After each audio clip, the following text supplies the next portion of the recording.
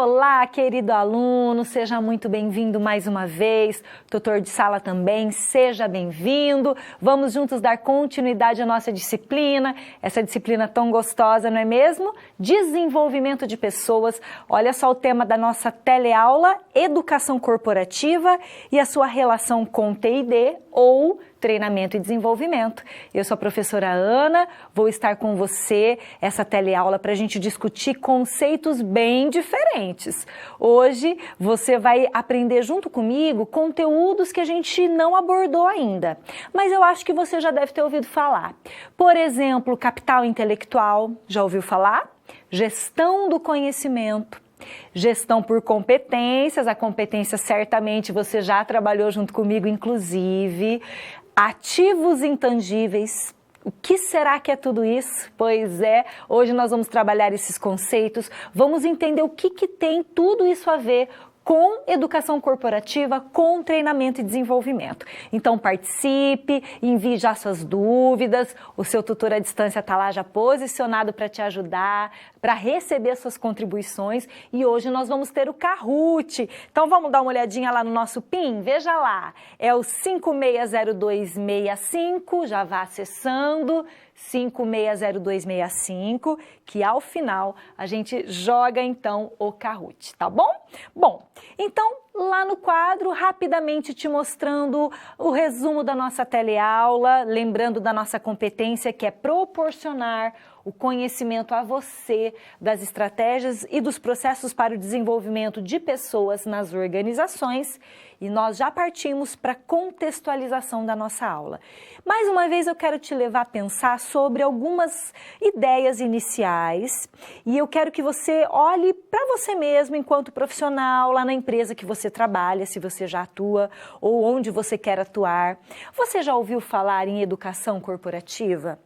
Corporativo, a palavrinha nos remete a corporação, empresa, organização. Qual é a vantagem disso tudo para as organizações hoje?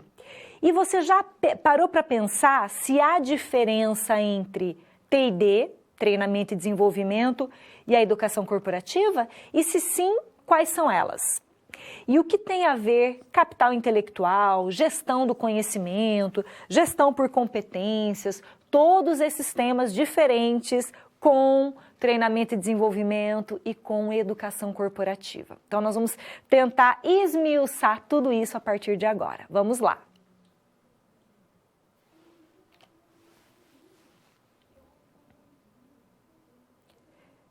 A necessidade da educação corporativa. Bom, nós já conversamos sobre a importância das empresas hoje oferecerem espaços aos seus colaboradores de aprendizagem, de trocas de conhecimento, porque infelizmente a educação formal que nós temos, o ensino que nós temos, acaba não sendo suficiente para suprir determinadas demandas organizacionais. Então, o jeito encontrado aí pelas empresas foi justamente trazer o próprio processo ensino-aprendizagem para os seus espaços organizacionais. Tem aquelas, inclusive, que até projetam universidades corporativas ou centros de ensino corporativo ou até mesmo incentivam os seus colaboradores a buscarem esse processo de aprendizagem. Então, a educação corporativa, essa educação voltada para o espaço organizacional, hoje ela é estratégica. Sem ela, eu arrisco dizer que as empresas elas perdem um pouquinho em toda essa competitividade que o mercado tem apresentado. Então é muito importante as empresas buscarem essa educação corporativa dentro dos seus ambientes. Mas o que significa educação corporativa? O que significa TID? Vamos ver no quadro? Quais são então as diferenças entre treinar e desenvolver e a educação corporativa? Quando nós falamos em treinamento e desenvolvimento, nós estamos falando em um processo, por ser processo, é um processo que demanda tempo, demanda recursos, não é algo linear, é algo cíclico, dinâmico, e é justamente um processo que ajuda o colaborador a adquirir competências fundamentais para o desenvolvimento da sua função. Certo até aí? Bom, Nós vimos que treinar e desenvolver, embora seja esse processo mútuo, né, interrelacionado, as duas palavrinhas têm diferença. O treinar remete-nos a uma perspectiva mais de curto prazo, em que nós desenvolvemos nos colaboradores competências para as funções atuais. Já o desenvolvimento remete a uma perspectiva de longo prazo, pensando nos cargos futuros, pensando na possibilidade de desenvolver conhecimentos, habilidades e atitudes para cargos que ainda serão ocupados.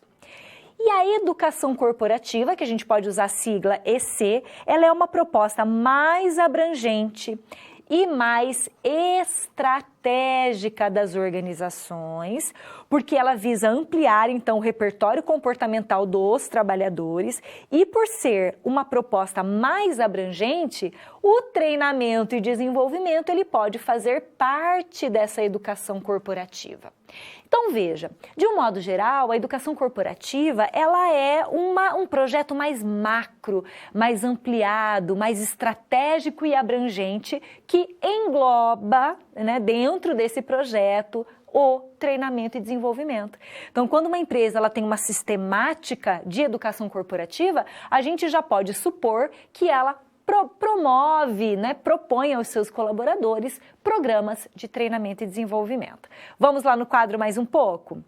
A educação corporativa, ela pode ser considerada como um conjunto de atividades de ensino, cuja proposta é a de alinhar as competências individuais com as empresariais, provocando um processo de inovação contínua. Então veja que interessante, quando uma empresa oferece um projeto de educação corporativa, a missão fundamental é alinhar as competências que as pessoas possuem e as que elas podem adquirir com as competências que as empresas possuem e que as empresas buscam. Então, há aqui um processo de alinhamento, de ajustamento.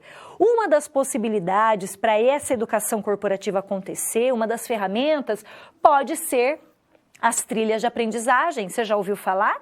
Veja que a palavrinha trilhas significa que é um caminho optativo e flexível para promover o desenvolvimento pessoal e profissional do trabalhador, utilizando variadas opções de aprendizado que permitem o próprio trabalhador considerar sua expectativa na hora de escolher por algum curso, alguma formação, alguma capacitação. Então, essas trilhas são várias opções de aprendizagem que possibilitam ao colaborador escolher aquela que mais se adequa, de repente, ao seu perfil ou aquilo que ele quer alcançar no futuro daquela organização. Então, veja que é uma opção muito interessante porque dá uma certa autonomia para o trabalhador.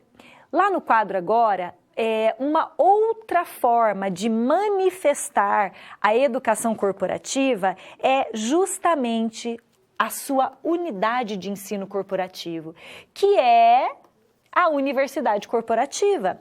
Então, quando uma empresa ela tem toda uma capacidade de ofertar uma universidade corporativa, imagine que interessante você ter uma universidade dentro da organização de trabalho, né? É porque ela quer oferecer aos seus trabalhadores a possibilidade deles aprenderem em seus ambientes de trabalho. E pense que uma universidade corporativa, ela funciona nos mesmos moldes de uma universidade, né? Assim como você faz parte, né? Uma universidade acadêmica tem os professores, tem as linhas de pesquisa, tem os projetos, tem os conteúdos a serem transmitidos. Então, não é algo muito simples, porque vai demandar todo um planejamento muito cuidadoso, vai demandar recursos, inclusive financeiros. Então, é importante que a empresa ela esteja realmente interessada em fazer todo esse projeto acontecer, né? E, claro, uma universidade corporativa, ela possibilita ao trabalhador um espaço ali onde ele pode aprender. Isso é muito legal, né? Nós temos uma curiosidade que a empresa americana General Electric, lá na década de 50, ela criou a primeira universidade corporativa e a partir daí outras, né, foram sendo produzidas pelas organizações, pensando então nessa possibilidade de levar no próprio ambiente de trabalho a formação profissional. Lá no quadro, dê uma olhadinha em quais são as finalidades de uma universidade corporativa. Claro, o desenvolvimento de competências, a administração do tempo, a integração e adaptação à cultura organizacional, porque uma universidade corporativa ela vai estar integrada aos objetivos daquela empresa, a conscientização sobre os processos produtivos e de geração de valor, né? Entre tantas outras finalidades que uma universidade corporativa pode preencher dentro de um espaço.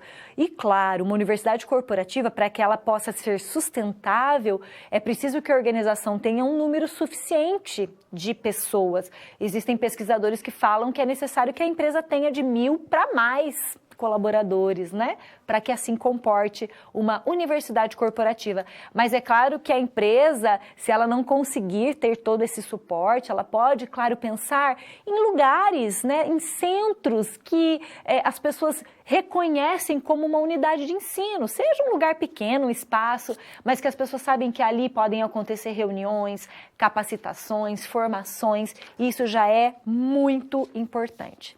Por que tudo isso? Porque o mercado exige do trabalhador hoje, né? Muito, exigem novas competências. Vamos ver algumas delas no quadro?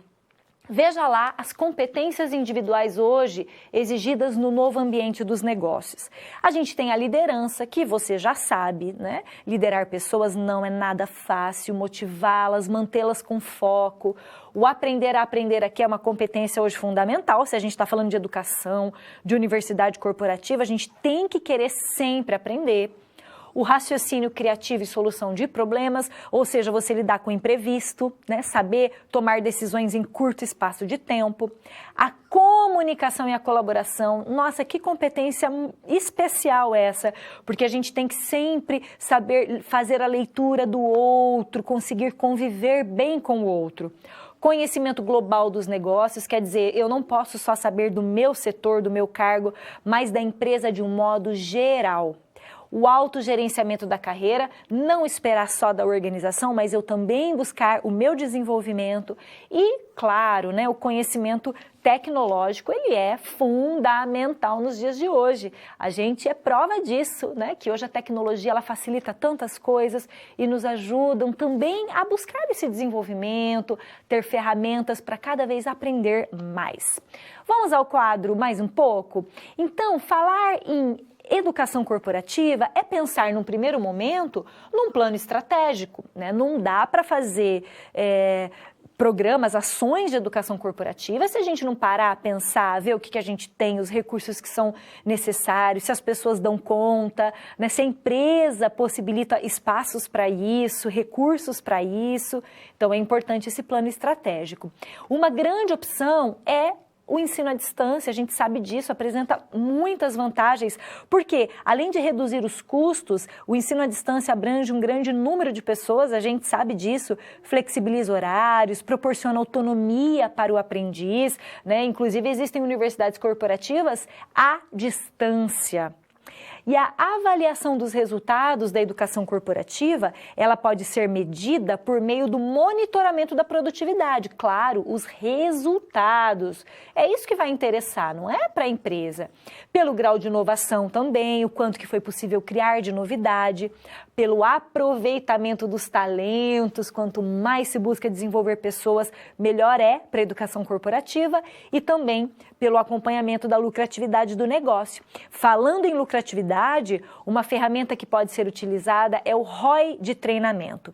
O ROI, essa palavrinha ROI, é uma palavrinha, uma sigla estrangeira, que na tradução literária ficaria retorno sobre o investimento, que é justamente um índice que mede a relação do retorno financeiro proporcionado pelos investimentos, né, nas ações de educação corporativa e aquilo que a organização quer, né? Então, pelo ROI de treinamento, é possível identificar se houve, então, retorno financeiro a partir daquelas ações de educação corporativa que foram implantadas. Claro que para isso é necessário alguém que saiba lidar, um consultor financeiro, quem sabe, ou alguém da própria organização que possibilite fazer essa leitura, se de fato, né, o investimento foi mesmo alcançado por conta da implantação da educação corporativa.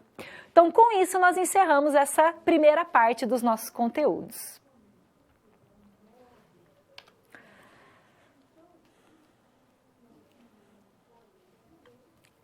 Treinamento e desenvolvimento aplicada no processo de educação corporativa.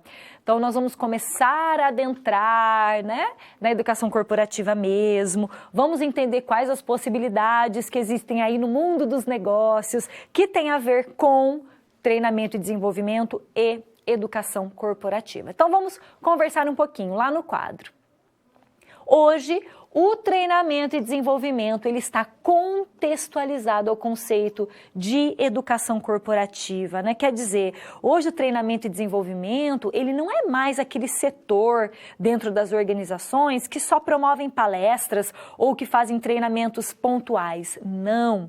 Hoje, treinar e desenvolver, que inclusive é um setor hoje dentro das empresas, não é? Existe até título para isso, existem os gestores de treinamento e desenvolvimento ou analista de T&D. Então, o T&D hoje é estratégico, é global, pensa no todo da organização e por isso ele está cada vez mais contextualizado a um projeto mais amplo que é a educação corporativa.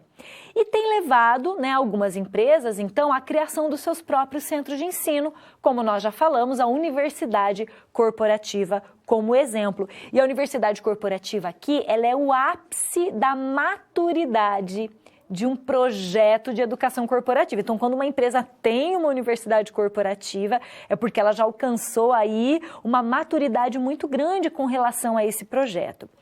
O EAD é uma opção para abrangência dos programas educacionais corporativos, nós já sabemos disso, e é possível sim criar um centro de educação corporativa para promover as mudanças necessárias, adequando os CHAs, isto é, os conhecimentos, habilidades e atitudes, ou seja, adequando as competências das pessoas aquilo que a organização espera que elas desenvolvam. Então, não é só pensar numa grandiosidade que é uma universidade corporativa. Claro que se a empresa tiver essa possibilidade, maravilha. Mas é pensar que a empresa pode oferecer que seja um espaço, que sejam momentos em que a aprendizagem possa acontecer. Imagina que bacana você fazer parte de uma empresa que valoriza isso, o encontro entre as pessoas, a transmissão de informação, reuniões, cursos, atualizações, isso já são possibilidades de fazer a educação corporativa acontecer. Quero te mostrar lá no quadro algumas tendências hoje em treinamento e desenvolvimento e que envolvem a educação corporativa que estão mais em foco. Eu trago 5 tendências, de acordo com o autor do seu livro didático, o Juliano. Mas é claro que, de longe, essas tendências, né, não são as únicas. Tem muito mais coisa vindo por aí. Mas a primeira, encarar a aprendizagem como estratégia empresarial. Pensar em estratégia empresarial é descrever o que deve ser feito, né, para que a empresa alcance os seus objetivos. Então, pensar aqui no planejamento estratégico. O que isso significa? Que agora a aprendizagem não é mais aquilo, as pessoas não pensam mais na aprendizagem como aquilo que você vai memorizar um conteúdo, né, para você desempenhar uma tarefa. Não é essa coisa causa e efeito, assim, pura e simplesmente. Não. A aprendizagem, ela é estratégica. Tanto é que ela vai fazer parte do planejamento estratégico da empresa. Então, quando a empresa vai parar para pensar no que ela vai fazer para o ano que vem, por exemplo, todas as ações de aprendizagem, de educação corporativa, de treinamento e desenvolvimento já vai ser pensado aí, nesse momento, no planejamento estratégico. Voltando lá nas tendências, o ensino à distância, olha quanto que a gente está falando do ensino à distância, porque de fato hoje é a metodologia ativa utilizada, é o recurso que a gente tem para otimizar as possibilidades de aprender. Também pensar no treinamento como uma consultoria de desempenho, quer dizer, consultoria no sentido de realizar um diagnóstico amplo e refinado sobre o desempenho das pessoas e como esse desempenho afeta os resultados organizacionais. Então, pensar no treinamento como uma consultoria é também pensar de uma maneira mais estratégica. Eu preciso, primeiro, avaliar as minhas necessidades, né, levantar essas necessidades para depois atuar. Né? Não dá para fazer um treinamento ou uma palestra assim rapidinho, né, só porque é legal trazer alguém para falar ali na empresa ou trazer um tema da moda. Não, é porque aquele treinamento vai responder a uma necessidade. Isso é estratégico, né? Porque daí isso vai surtir efeito e é isso que hoje as empresas estão procurando. Voltando lá nas nossas tendências, a valorização do coaching, né? O estilo coaching pela liderança, nós já vamos falar do coaching, e a transformação no papel do especialista em T&D. Quem sabe você, futuro gestor de pessoas, não se transforma em um analista ou gestor de T&D, de treinamento e desenvolvimento, né?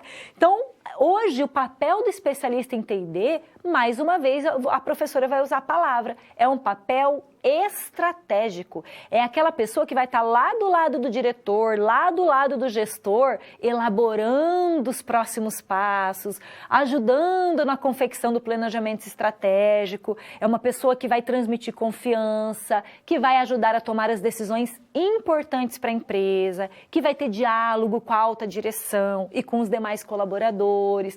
Então veja que importante, né? Quando as empresas olham para isso, certamente elas conseguem muitos bons frutos. E lá no quadro, agora sim, nós vamos falar do coaching. O coaching é uma tendência hoje muito forte no ambiente organizacional. E não só o coaching, chamando um profissional especialista em coaching, mas pensar no líder como um coach. Bom, nós já vimos que o coaching, na tradução literária, significa treinamento em inglês, né? E o coaching, ele vai se focar em duas figuras. A figura do coach, que é aquele profissional que vai direcionar o processo, e o seu coach, com 2 Es no final, que vai ser o aprendiz, aquele que vai receber todo esse processo. Então, o coaching hoje, ele é pensado para a formação de líderes. Então, o líder, ele funciona mais ou menos como um coach dentro das empresas. E é justamente um processo que tem como objetivo melhorar o rendimento de trabalho dos funcionários por meio de métodos e técnicas que priorizem o diálogo franco e o feedback produtivo e ainda que sejam planejadas e executadas por profissionais devidamente capacitados. Então, quando a gente fala que é uma técnica, um método que prioriza diálogo e feedback, a gente está falando que o líder coach, ele vai priorizar olhar para o seu aprendiz, para a sua equipe ou para o seu liderado, possibilitando, dando a ele oportunidade dele fazer um autoexercício, uma autoanálise sobre a sua própria conduta, o seu próprio desempenho. Então, não é mais aquele líder que vai dando as respostas ou que vai dando as direções.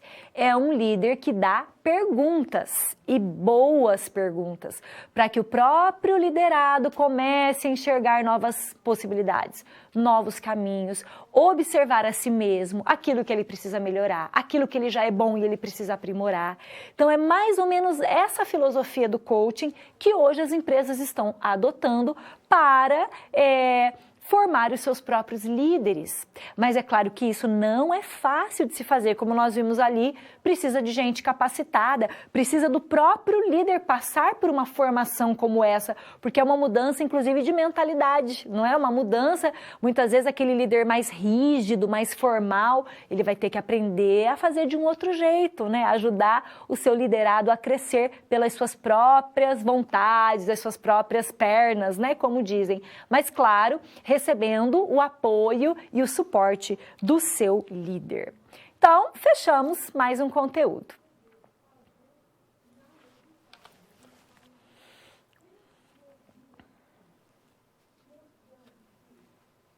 Nós vamos falar agora dos pilares na educação corporativa. Tudo o que nós falamos até agora tem uma palavrinha que é a mais importante de todas, que é a base de tudo: conhecimento. E o que é esse tal conhecimento? A gente fala tanto em conhecimento, não é? A gente acha que sabe o que é o conhecimento, mas o conhecimento, mais uma vez, né, é um dos temas complexos que a gente tem lidado, que você tem lidado ao longo de todo o seu curso, de todas as disciplinas, porque quando a gente fala de pessoas, quando a gente lida com pessoas, a gente está lidando com pontos, conteúdos bem complexos, porque falar de ser humano não é fácil, porque cada um tem a sua história de vida, tem o seu contexto, né? E a gente precisa avaliar todas essas dimensões para a gente conseguir, então, trazer uma resposta, né, ao menos próxima daquilo que é o que a gente espera. Conhecimento é um conteúdo complexo. Se eu te perguntar o que é o conhecimento, o que você me responderia, né? Conhecimento, de um modo geral, pensando na nossa disciplina, pensando na educação corporativa, ela seria o produto da educação. Então, quando você busca a educação, seja na empresa, seja como você está fazendo agora no curso, seja, sei lá, numa capacitação, numa formação, quando você busca isso, né, o ensino, que produto que você adquire? O conhecimento. E o conhecimento, ele vai ser a base para aquilo que hoje as empresas prezam tanto, que é a tal competência, não é? O famoso chá. Primeiro a gente tem o conhecimento, a partir dele esse conhecimento vai ser colocado em prática, as habilidades, e depois tem as atitudes, que é a entrega de cada um. Mas tudo acontece por causa do tal conhecimento. Vamos ao quadro entender um pouco sobre isso? Então, o conhecimento, ele é formulado, produzido, vamos dizer assim, por alguns outros elementos. Então, o primeiro elemento são os dados. Os dados, eles são fatos isolados. A gente pode dizer que são pedaços de conhecimento na sua forma bruta. Sozinho, um dado tem pouca chance de dar uma conclusão de alguma coisa. Então, a professora, por exemplo, vai colocar aqui 250. É um dado. Digamos que esse é o número de funcionários que existe numa determinada empresa. É um dado. Só que saber isso talvez não ajude muito a gente a pensar em estratégias, em projetos. Aí nós vamos para a informação, que eu posso transformar o meu dado em informação, e a informação já é o conjunto de dados organizados, processados e consolidados que possibilitam dar um significado, facilitando o entendimento em um determinado contexto. Então agora a professora pode dizer que uma empresa possui 250 funcionários e desses 50 são gestores. Então a coisa ficou um pouquinho mais complexa, mais sofisticada, mais refinada. Então você consegue colocar isso dentro de um contexto, né, uma informação. E para que essa informação gere conhecimento, o conhecimento ele vai ser o conjunto então de informações que apresenta um alto valor para a sobrevivência e o desenvolvimento de uma pessoa, de um grupo de pessoas, de uma sociedade, de uma comunidade organizacional. Então, o conhecimento, ele sempre vai ser produzido por dois elementos importantes: as pessoas e o contexto onde as pessoas estão. Então, para conhecer, é necessário essa interação, né? É necessário que isso haja, que isso ocorra. Então, se eu falo para você que eu tenho 250 funcionários, destes 50 são gestores, eu posso gerar um conhecimento de que esses 50 gestores, eles precisam passar por treinamentos para desenvolver as habilidades de falar em público, por exemplo, né? E esse conhecimento vai me levar, então, olha como a coisa está ampliando, vai me levar a propor um projeto que envolva a aquisição de habilidades de oratória, falar em público, gesticular, e isso vai gerar resultados. Então, um conjunto de informações me possibilitou com que eu conseguisse gerar um alto valor, com que eu conseguisse, então, pensar nas pessoas dentro desse contexto onde elas estão inseridas. Lá no quadro, eu quero te apresentar uma definição de conhecimento. O conhecimento, ele é um estado provisório. Olha que interessante. Provisório no sentido de que o conhecimento ele é dinâmico, ele é vivo, ele sempre vai se atualizar. E ele é um estado provisório de aceitação e percepção da realidade de um objeto ou evento. Estado este articulado em uma estrutura cognitiva própria. Quer dizer, o conhecimento primeiro, ele está dentro da cabeça das pessoas, por isso cognitivo, gerada pela experimentação e interação do indivíduo com o ambiente no qual estão inseridos. Olha só que importante, quer dizer, o conhecimento, então, para que ele seja gerado, é necessário essa interação com as pessoas e é necessário que eu esteja dentro de um contexto, de um ambiente. Então, como que a gente pode pensar no conhecimento dentro das empresas? Se a professora falou que o conhecimento está na cabeça das pessoas, como é que a gente pode pensar o conhecimento organizacional, que é como a gente diz hoje na gestão do conhecimento? Vamos no quadro? Veja lá. Nós temos dois tipos de conhecimento. O conhecimento chamado tácito, que é justamente esse conhecimento que a professora falou, o conhecimento que está na cabeça das pessoas e por isso é composto pelas crenças dessa pessoa, pelas suas percepções, pelos seus modelos mentais, pelos seus afetos e valores, né? E, portanto, é muito difícil de você explicar um conhecimento tácito, porque ele é um conhecimento individual, ele é de cada um de nós, ele é a ideia que cada um tem do mundo ao seu redor. Então, é aquilo que nós sabemos, que nós aprendemos, né, durante a nossa experiência no mundo. Só que para as organizações, o conhecimento tácito não basta só. Né? A gente precisa que esse conhecimento ele seja manifestado. Aí nós temos o conhecimento explícito, olha a palavrinha aqui, né? Explícito, externalizado, que é justamente um conhecimento que é manifestado por meio de uma linguagem formal. Como é que você identifica esse conhecimento? Porque você consegue entender a linguagem.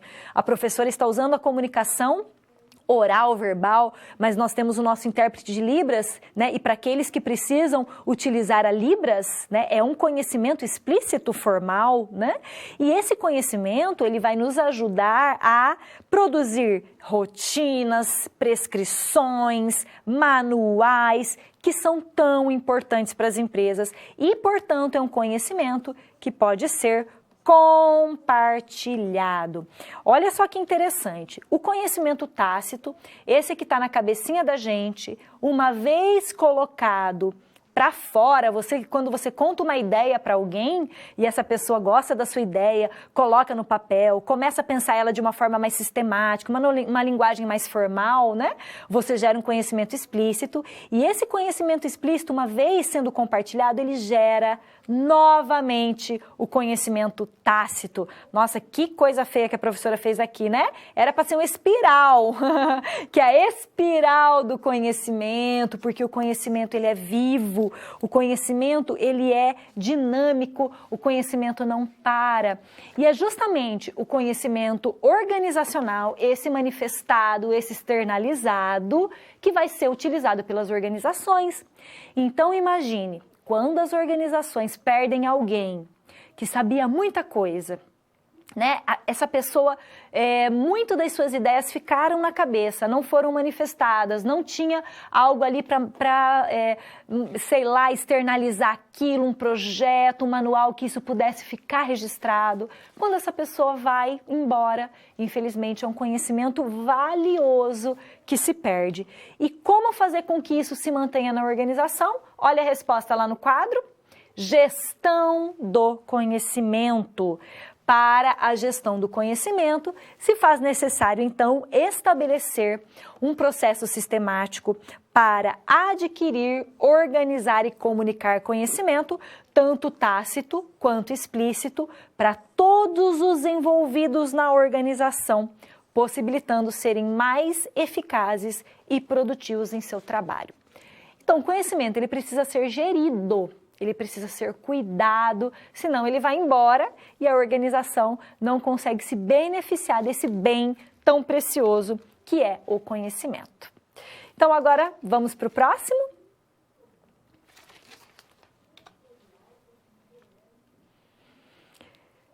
Vamos resolver uma situação-problema. Eu quero apresentar para vocês a empresa Milica, que é uma empresa de terceirização de serviços. Vamos ao quadro conhecê-la? Você vai fazer parte de uma empresa de terceirização de serviços. É a Milica. A Milica, ela atua em vários estados, no Pará, no Tocantins, em Goiás, onde fica a sua sede, no Mato Grosso e no Mato Grosso do Sul. E a Milica, ela fornece mão de obra para portaria, limpeza, segurança, escolta e vigilância patrimonial. Então, são várias pessoas que ela treina e ela oferece para as empresas esses talentos. E olha que legal, a Milica, ela tem um setor de treinamento e desenvolvimento. Ela já conta com esse setor que ensina a esses trabalhadores o desempenho das funções cotidianas. Também ela fornece programas de incentivo com subsídios para cursos superiores, aprendizado de idiomas, programas de formação e aperfeiçoamento em abordagem pessoal e também comunicação interpessoal. Olha que bacana, então a empresa se preocupa com o treinamento e desenvolvimento. Só que a empresa, ela tem um desafio que é estruturar e propor um plano de gestão do conhecimento para a empresa Milica, para conseguir tornar explícito todo o conhecimento tácito da força de trabalho da empresa. Então, olha que interessante, né? A empresa, ela tem um setor de treinamento e desenvolvimento, ela treina seus colaboradores, ela capacita os seus trabalhadores, mas ela precisa agora pensar numa gestão do conhecimento para que esse conhecimento, que muitas vezes fica ali, ó, na cabeça das pessoas, né, uma ideia muito legal, né, não fique só ali guardadinho, mas que possa ser exposto, externalizado, fazendo com que a empresa aproveite ao máximo, né, esse processo de conhecimento. É claro que é impossível você externalizar tudo aquilo que você pensa, que você sente, né, porque é algo muito complexo, cada um de nós temos muitos elementos que envolvem o conhecimento, mas quando você tem um espaço, que você se sente à vontade, que você tem confiança para falar, para expor a sua ideia, é muito mais fácil você colocar aquilo que de fato você acredita e você também se sente comprometido em ajudar essa organização a usar daquilo que você sabe para o bem, né, para tornar aquele projeto ou aquelas funções todas, funções que dão retorno, dão resultado. Então vamos resolver a situação, como que a Milica pode pensar nessa proposta de gestão do conhecimento. Olha só que interessante, adaptado do autor Alvarenga Neto, em que ele traz 4 etapas importantes para uma proposta de gestão do conhecimento. A primeira é a etapa de identificar, ou seja, mapear os conhecimentos, identificar e classificar os conhecimentos. Isso significa que eu preciso reconhecer e identificar o que as pessoas da minha organização sabem, né? Os processos que eu tenho, aquilo que eu tenho na minha organização, eu conhecer, fazer um raio-x da minha organização. Depois disso, eu vou capturar essas informações, isto é, eu vou organizar esses conhecimentos.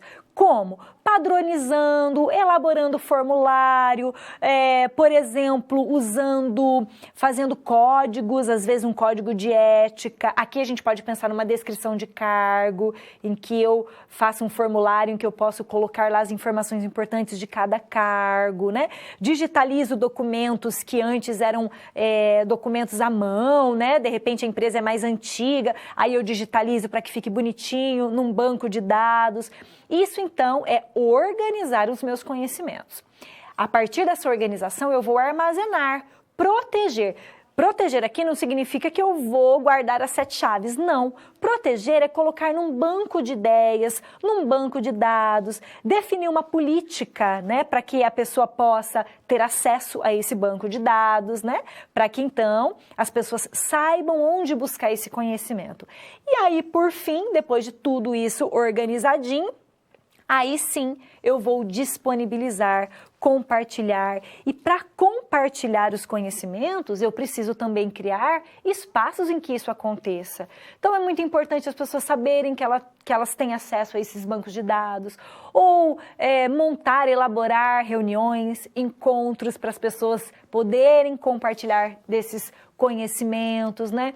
E tantas outras possibilidades, até mesmo utilizando o ambiente virtual, que hoje é tão importante e que ajuda tanto as organizações, né, a crescerem e a poderem abranger mais pessoas em todo esse processo. Então veja, se a gente parar para pensar mesmo, a gestão do conhecimento é uma lógica. Né? Eu preciso conhecer aquilo que eu tenho, saber das minhas informações, depois padronizar, deixar, né, numa linguagem formal que todos tenham acesso, depois montar um banco de dados onde as pessoas podem ir lá, acessar e aí compartilhar, utilizar dessas informações.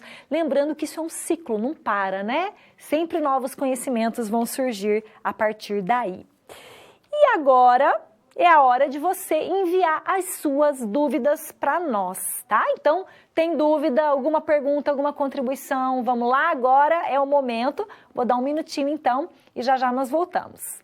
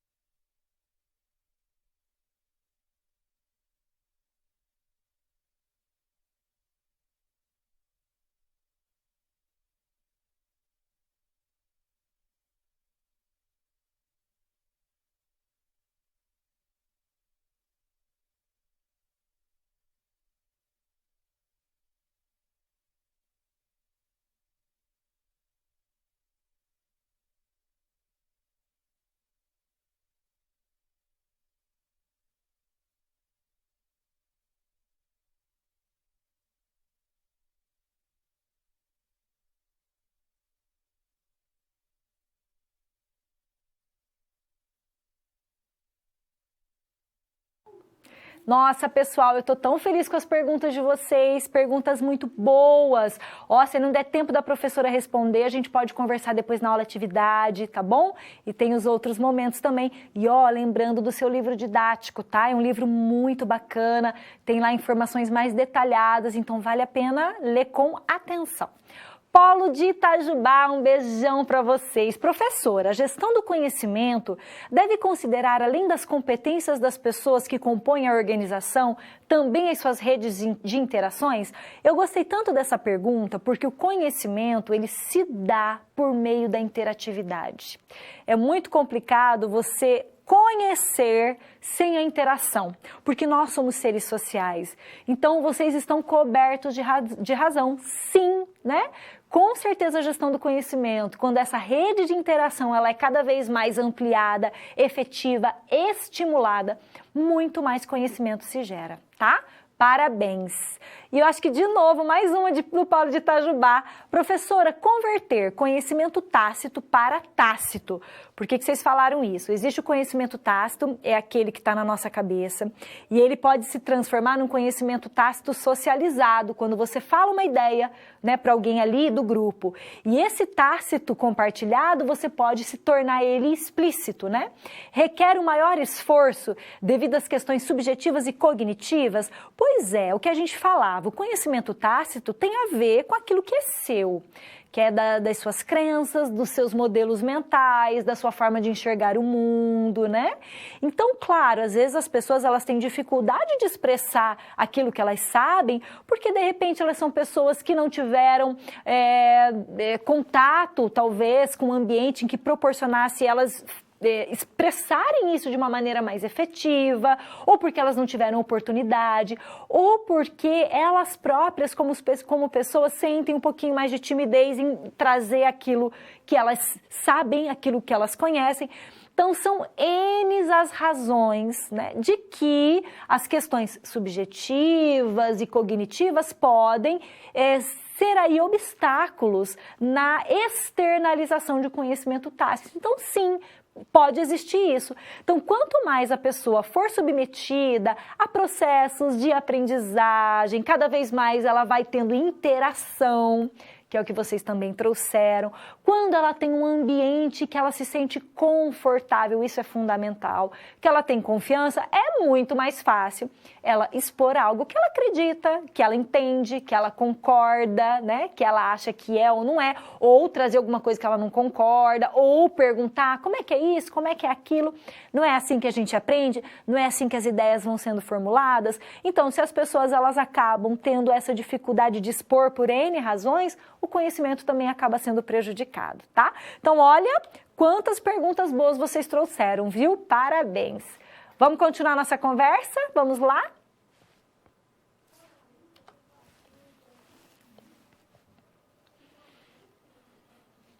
Educação corporativa e capital intelectual.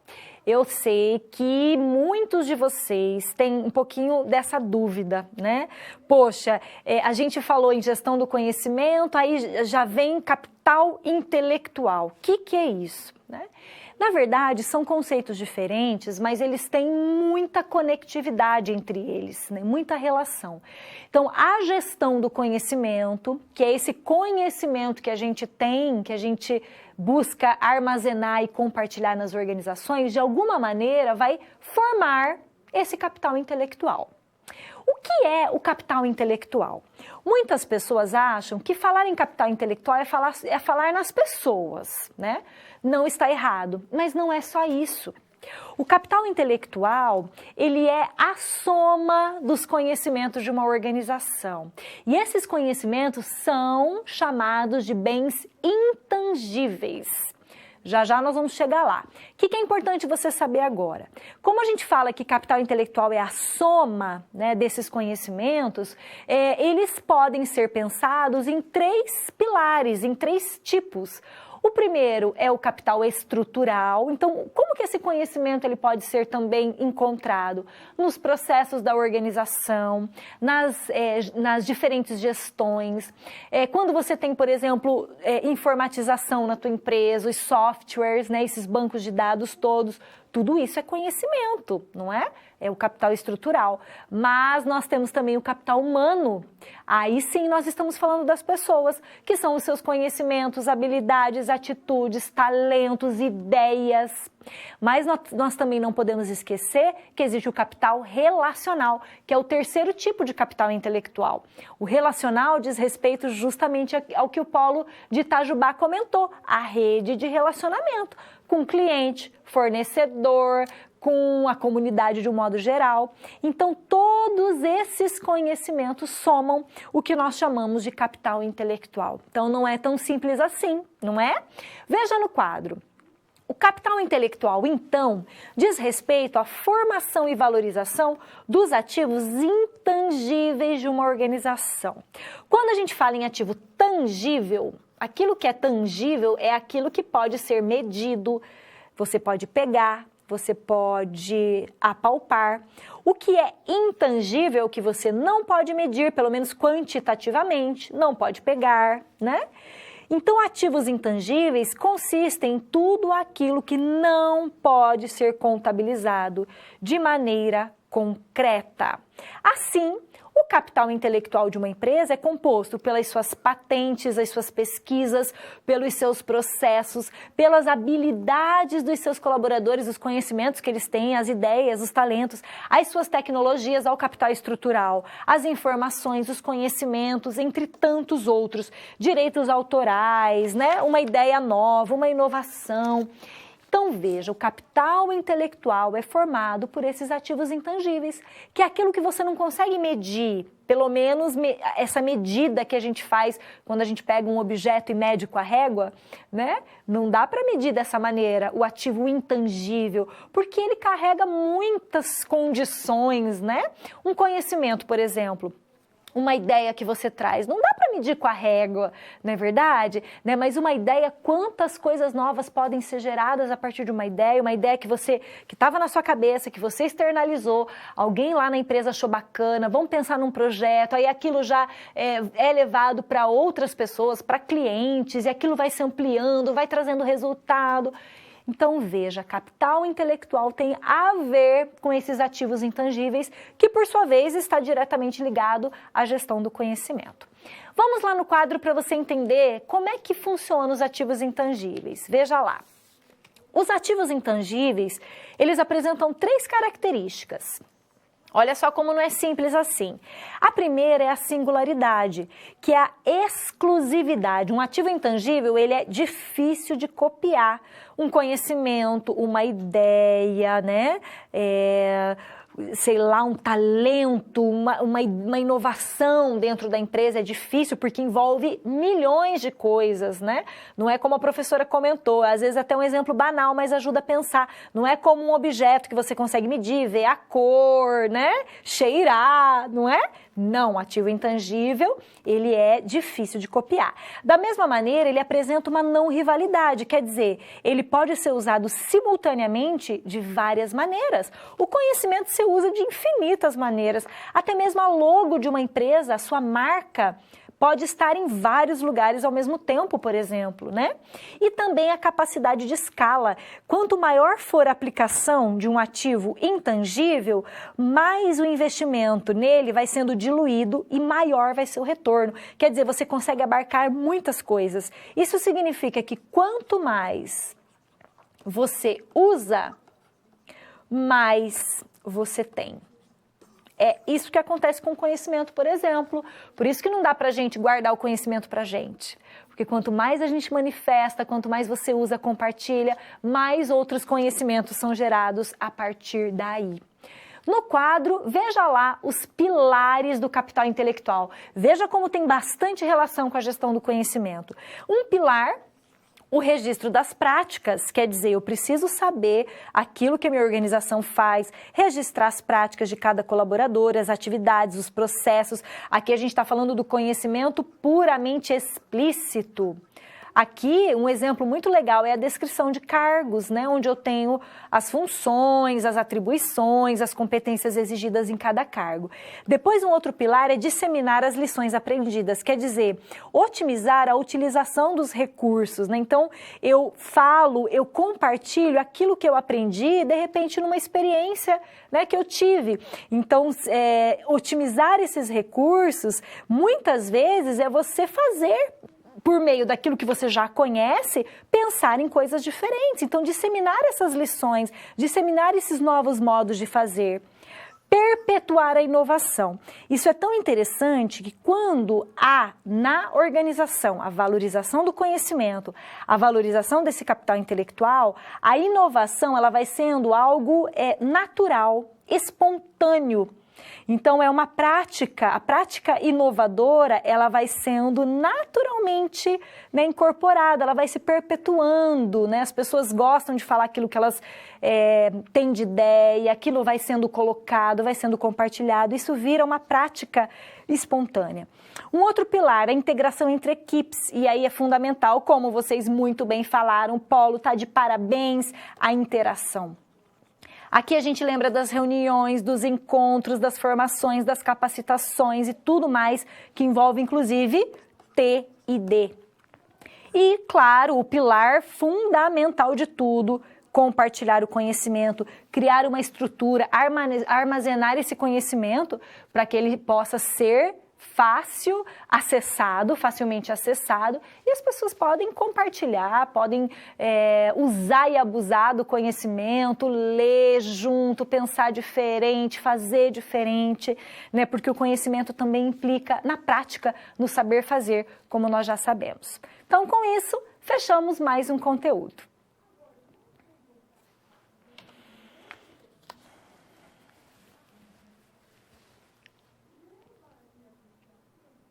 E a gestão por competências nessa história toda, hein? Educação corporativa e gestão por competências. Pois é, né? Se a gente fala em conhecimento, necessariamente o conhecimento é que vai levar à competência. Então, o conhecimento leva à competência, conhecimentos, habilidades e atitudes, que por sua vez levam às inovações. E é justamente isso que as empresas tanto buscam, serem diferentes no mercado, serem inovadoras. Então, vamos ver sobre a gestão por competências? Veja comigo. Tanto a gestão do conhecimento quanto a estruturação do capital intelectual dependem das competências dos seus colaboradores. Então, você já sabe, né, que as competências são a junção do chá, conhecimentos, habilidades e atitudes que vão influenciar diretamente o desempenho de qualquer tarefa. E como nós já vimos aqui, né, elas são fundamentais para que a gestão do conhecimento e o capital intelectual aconteça na empresa. Nós temos dois desdobramentos das competências. As competências, elas não são só individuais, elas também podem ser organizacionais. Embora, quando a gente fala em competência organizacional, quem concretiza são as pessoas, mas elas são pensadas de uma maneira organizacional mesmo, o negócio da empresa. Então, competências organizacionais consistem em um conjunto de recursos para a empresa, sob o formato de conhecimentos, habilidades, tecnologias, valores, sistemas físicos e gerenciais possuídos pela empresa. Então, essa combinação toda, feita de modo racional, né, ela proporciona a criação de um valor que é percebido pelo cliente. Então, isso é muito importante e é muito difícil daí de ser copiado. Quais tipos nós temos de competências organizacionais? A primeira, as diferenciais, que é um caráter mais estratégico, que é aquilo que diferencia a empresa de uma outra empresa no mercado. Por exemplo, existem empresas que são reconhecidas pela sua inovação, por exemplo. As competências essenciais são aquelas que a empresa deve mesmo fazer, deve mesmo possuir para ter sucesso, né? Então, são aquelas empresas essenciais e que os seus clientes externos acabam observando, nossa, que bacana, essa empresa ela é reconhecida pela sua capacidade, por exemplo, de oferecer, dependendo de uma indústria, por exemplo, uma indústria de alimentos. A gente sabe que ali A capacidade de higiene pode ser uma competência essencial, né? As pessoas que oferecem, uma indústria de alimentos oferece esse perfil e ela é essencial para que o seu negócio funcione. Já as competências básicas, o nome já diz, é justamente aquilo que a empresa precisa para ser operacional. Sem isso aqui, ela não consegue nem atuar no mercado. Pensando mais uma vez na indústria de alimentos, né? Uma competência básica aqui pode ser a capacidade produtiva, porque a produção é a base de toda a indústria. E as terceirizáveis são aquelas competências que a empresa não tem um alto grau de especialização ou ainda não afetam a estratégia do seu negócio, podendo ser usadas ou não, transferidas ou não. De repente, a gente pode pensar aqui na sustentabilidade como uma competência que a empresa ainda pode vir a desenvolver. Então, nós falamos das organizacionais. Agora, nós entramos nas competências individuais, que são as competências das pessoas, também chamadas aqui de comportamentais. E aí nós temos 3 tipos. As conceituais, que são aquelas ligadas ao nível de conhecimento das pessoas, possibilitando realizar descrições e caracterizações, né? Então, as conceituais, elas vão mais no nível do C do nosso chá. As técnicas, elas vão mais para o H do nosso chá, relacionadas ao domínio das ferramentas, dos procedimentos, ao saber fazer. E as interpessoais, elas têm mais relação com o Azinho do nosso chá, que são os aspectos que incluem o relacionamento, a interação entre as pessoas, a comunicação, a administração de conflitos. Então, competências individuais e organizacionais, elas precisam estar alinhadas, né? Se eu tenho como uma competência diferencial da minha organização a inovação, as pessoas precisam desenvolver como competência comportamental, por exemplo, criatividade, capacidade de aprender, né? Isso está ligando aí uma competência com a outra e é esse o foco da educação corporativa.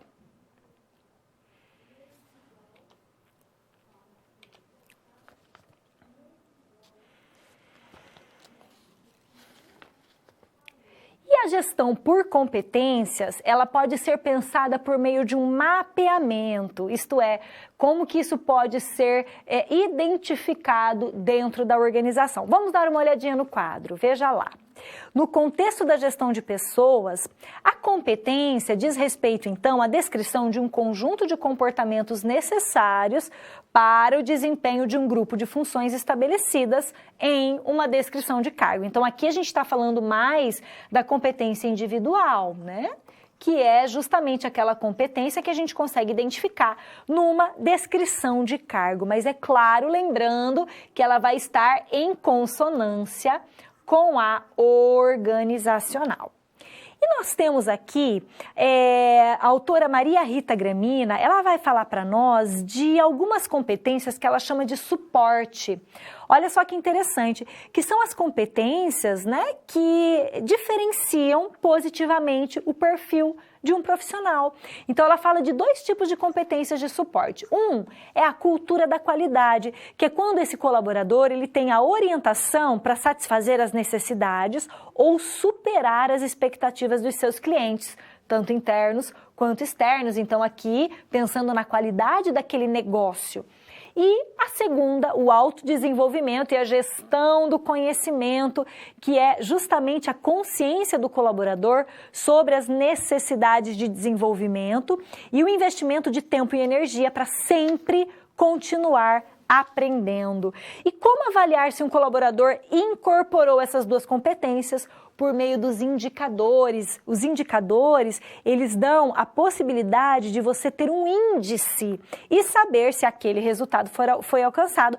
Pensando, por exemplo, na cultura da qualidade, a gente pode pensar aqui que se alguém atende cliente e alguém, né, os trabalhadores foram desenvolvidos nessa competência, o número de reclamação de clientes caiu. Olha só que indicador super interessante para avaliar o quanto que essa competência está sendo mesmo desenvolvida. E a gestão por competências é o conjunto de ferramentas, instrumentos e processos metodológicos voltados para a gestão estratégica de pessoas. Não tem jeito, a gestão por competências é o modelo que vai ajudar a gestão de pessoas, o RH, a ser estratégico.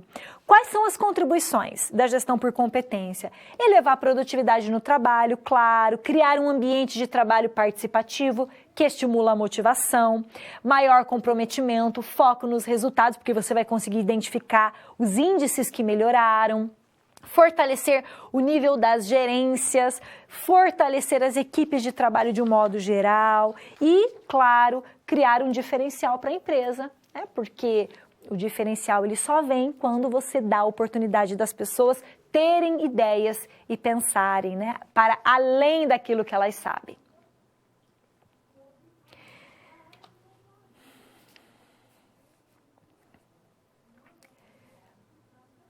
Vamos continuar ajudando a empresa Milica?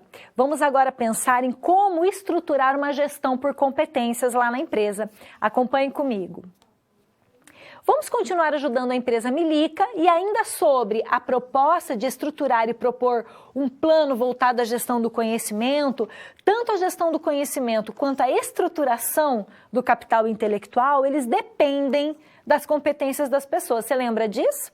Pois é, por mais que a gente meio que confunda um pouco esses conteúdos, não esqueça que eles estão ligados, né? Quando você desenvolve competências, você está possibilitando com que as pessoas possam gerir esse conhecimento e você está estimulando o capital intelectual e vice-versa. Estruturar e propor um modelo de gestão por competências para a empresa Milica, esse é o desafio, o que certamente será um diferencial que vai deixar a empresa mais competitiva. Olha só como que a gente pode resolver isso e eu trago algumas etapas no modelo de gestão por competências para você dar uma olhada. Eu tenho aqui 6 etapas de acordo com os autores Vilas Boas e Andrade, que eles vão dizer para nós o que é importante para que essa gestão por competências aconteça. Primeira etapa importante. Eu preciso saber da minha organização, porque eu vou precisar também definir as competências organizacionais. Então, qual é o planejamento estratégico da minha empresa? Sua missão, visão e valores. Para então eu poder depois definir as competências individuais. Aí eu venho para a etapa 2, que é definir os indicadores de desempenho. Lembra dos indicadores? Que é um parâmetro, uma unidade que permite a mensuração e a comparação do desempenho das atividades de trabalho. Então eu meço, eu faço uma medida, né, daquilo que eu quero alcançar, né, com aquilo que as pessoas têm. Então, se eu desenvolver essas pessoas, eu posso alcançar aquilo que eu espero. Por isso, eu preciso definir esses indicadores. Na etapa 3, eu vou definir as minhas metas. Metas por setor, metas por cargo, metas de um modo geral. Então, o que as pessoas precisam fazer para elas alcançarem esses indicadores? Na etapa 4, aí sim eu vou mapear as competências necessárias para eu alcançar tudo isso. Então eu vou precisar saber quais competências individuais os meus trabalhadores têm hoje. E será que elas estão próximas das organizacionais? E quais são as competências que os meus trabalhadores precisam alcançar? E aí essa flechinha indica o gap, ou seja, aquela lacuna que eu preciso preencher, né? E quais são as competências que eu preciso também alinhar com a organização. Aí eu vou lá para a etapa 5, que é planejar as ações de gestão de pessoas que vão me ajudar justamente a preencher essa lacuna, a desenvolver as competências. Aqui entra a educação corporativa, aqui entra o treinamento e desenvolvimento, formação, capacitação e, por fim, o feedback, que ele é essencial, porque é por meio do feedback que a gente faz o retorno, né? Ou seja, a gente consegue entender se aquilo que a gente, todo esse planejamento que a gente fez, de fato alcançou aqueles resultados. Então, dar o feedback, dar o retorno para as pessoas, ouvir das pessoas, isso é muito importante. São conteúdos bem densos, não é verdade? Às vezes pode dar uma misturada aí na sua cabeça, mas devagarzinho você vai entendendo que eles têm as suas particularidades, mas que na realidade eles são muito próximos. É muito difícil a gente, nas empresas, na prática, a gente dividir certinho que uma coisa e o que é outra. O importante é você saber que é o conhecimento a base e a partir dele todos esses outros processos podem ser desenvolvidos. E claro, cada vez que a gente vai se aprimorando nesses conteúdos, a gente vai se atualizando, a gente vai entendendo melhor, a gente vai ampliando os nossos horizontes. E agora é a hora da nossa interação. Vamos jogar o Kahoot? Você já conseguiu entrar lá no nosso Kahoot? Vamos lá? Vamos ao quadro ver o nosso PIN? Olha só quanta gente que chegou aqui, que coisa boa! Nós temos Barreto, Bahia, o Polo de Tapetinga, pessoal lá de Vacaria, Silvano, seja bem-vindo, Ale de Caruaru, Wilton, Rô, Jerusa, nossa, quanta gente que tá chegando! O Wilton de Pernambuco, Rô, Belenzinho, é isso, Belenzinho, São Paulo, sejam muito bem-vindos, pessoal de Sorocaba, quanta gente, Samília RH também, Angélica chegou, Elaine, o Pinda, ou a Pinda, não sei, Bia, tanta gente que chegou aí para jogar o Kahoot. Vamos lá então, pessoal, senão não vai dar tempo da gente jogar. É o seguinte, a professora tem 3 perguntinhas relacionadas à nossa teleaula. Vamos ver se vocês estão super afiados aí. Então, preparados? Olha quanta gente chegando, sejam todos bem-vindos. Começando.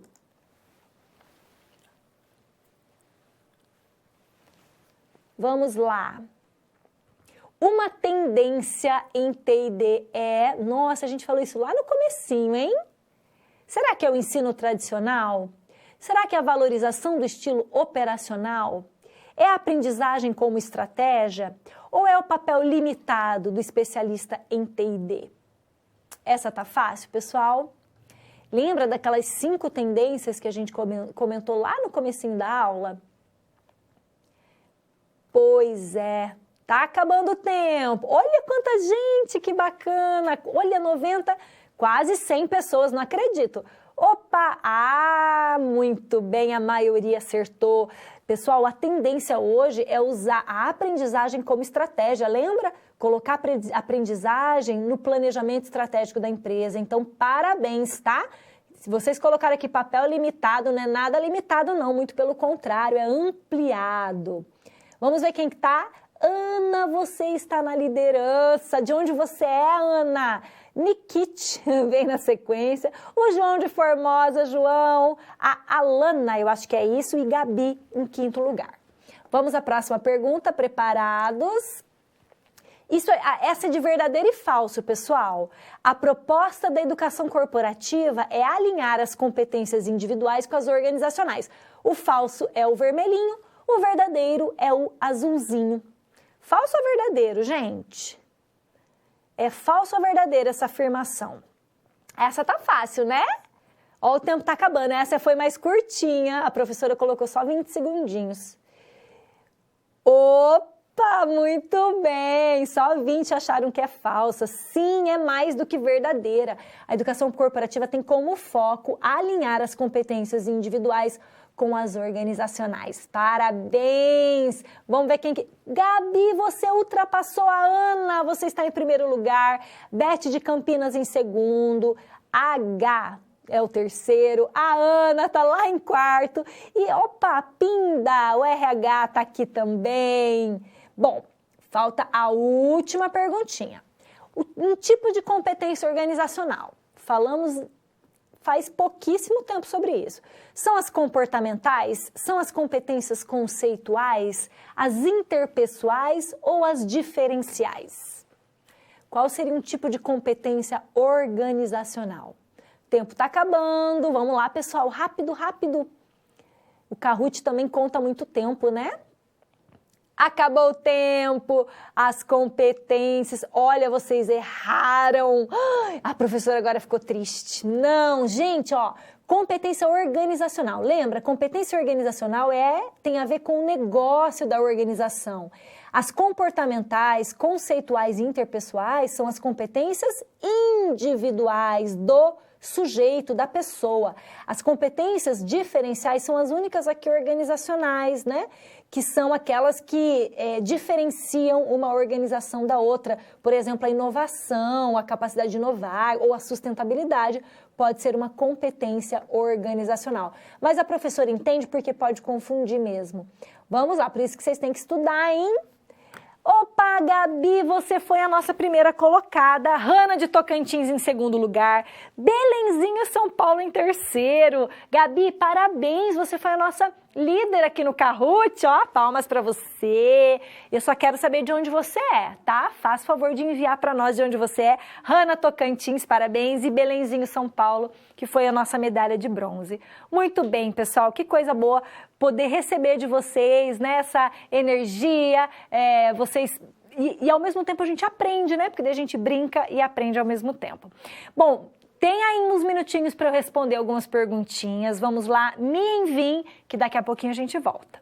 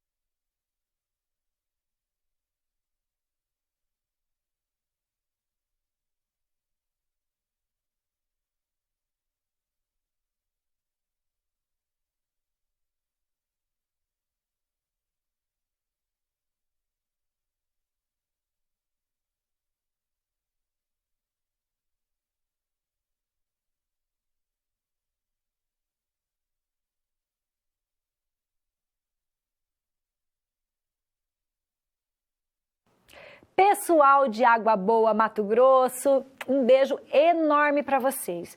Olha a pergunta interessante que vocês trazem. Cabe nas pequenas empresas sistematizar o conhecimento? Claro que cabe, não é? Água boa em qualquer lugar, principalmente as pequenas empresas, aquelas que estão iniciando as suas atividades. Quanto mais elas começarem os seus processos com um conhecimento mais organizado, mais padronizado para alguns processos, dando a oportunidade das pessoas que ali estão trazerem as suas ideias. Normalmente, pequena empresa tem pouca gente trabalhando, melhor ainda, porque daí você consegue dar atenção para todo mundo, você consegue abranger todos em capacitações, em reuniões, em encontros. Então é muito legal e deve sim, né, as pequenas empresas cuidarem das suas gestões do conhecimento. E de novo Itajubá, olha, vocês são demais, hein, pessoal de Minas, um beijo grande. Professora, com a gestão do conhecimento, podemos nas empresas aperfeiçoar a construção de soluções para problemas, pois elas deixam de ser criadas a partir do zero e com o tempo começam a acontecer de forma intuitiva, sem que as pessoas se deem conta disso, é uma pergunta. Itajubá, olha que legal o que vocês trouxeram. Vocês foram falando do processo de conhecimento, como ele acontece, né, no espontâneo, que é a nossa vida humana, né?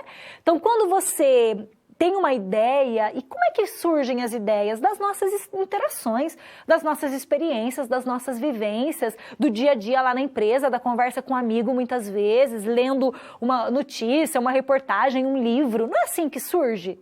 que surgem as ideias?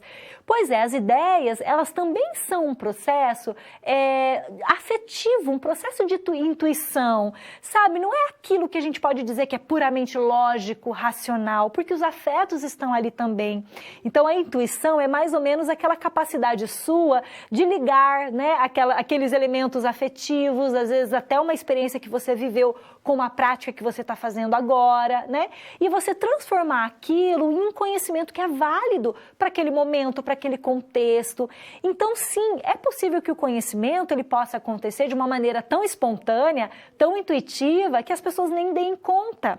Mas é importante, de novo, lembrando, né, do tema da nossa aula, que esse conhecimento, para que ele seja organizacional, para que as pessoas aproveitem dele até lá na frente, em momentos futuros, precisa ser sistematizado, né? Precisa ser colocado muitas vezes em manuais ou padronizado, né? Em alguns processos tem conhecimento que não dá para padronizar, ou elaborar bancos de dados, como nós vimos. Então são, claro, várias as possibilidades e tudo vai depender de cada organização. Obrigada, querido aluno, por ter estado aí. Daqui a pouquinho a gente se vê na aula atividade.